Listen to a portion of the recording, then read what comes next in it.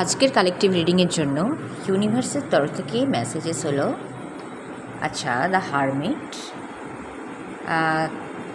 Reflection mode, hermit mode, একটু solitary ব্যাপার স্যাপার আছে, পেজ অফ ওয়ান্স। কেউ নতুন কিছু শুরু করতে চাইছে যার জন্য অনেক চিন্তা ভাবনা করছে। এটা কেরিয়ার ওয়াইজও হতে পারে বা অন্য যে কোনো সম্পর্কের ক্ষেত্রেও হতে পারে। 3 অফ পেন্টাকলস, কোলাবোরেটিভ কিছু ভাবনা চিন্তা কারোর ক্ষেত্রে কাজ করছে, নতুন নতুন আইডিয়াস আসছে। আচ্ছা 3 অফ সোর্স, 5 অফ ওয়ান্স। আগে হয়তো চেষ্টা চরিত্র করেছিল এরকম কিছু ব্যাপার নিয়ে, সেখানে হার্টব্রেক হয়েছে, তাই জন্য মনের মধ্যে একটু দ্বিধাদ্বন্দ্ব রয়েছে এখনও যে এই ব্যাপারটা শুরু করবে কি করবে না। পেজ অফ পেন্টাকলস, কিন্তু একদম ছোট থেকে কেউ কিছু শুরু করতে চাইছে, ছোট থেকে। দ্য স্টার, কেউ সত্যি সত্যি না একটা জিনিসের প্রতি মানে কেউ না একটা ডিরেকশন চেঞ্জ করতে চাইছে এবং সেটার জন্য মানে পুরো ইউনিভার্সের সহায়তা চাইছে। দ্য টাওয়ার এবং দ্য স্টার দুটোই তো মেজর আরকানার কার্ড। এটা খুব একটা সহজ হচ্ছে না তার ক্ষেত্রে।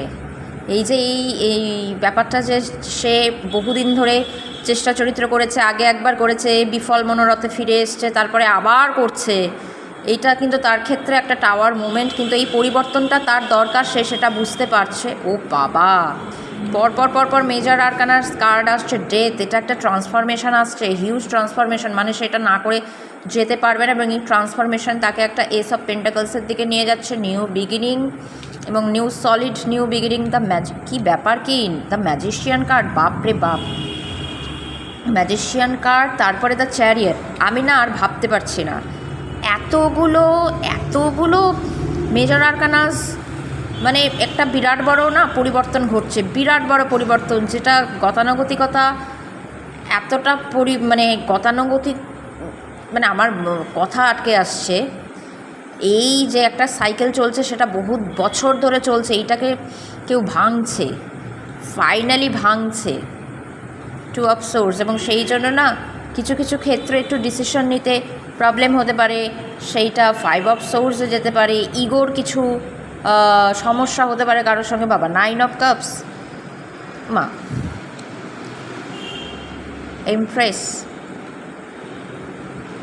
আচ্ছা কেউ না তার কোনো এমপ্রেস, সে তার উইশ ফুলফিলমেন্ট, কিন্তু তার সঙ্গে ইগোর লড়াইয়ে লিপ্ত। সেই জিনিসটা কোনো একজন এমপ্রেস আছে, তিনি আর চান না, মানে ফেমিনিন এনার্জি আর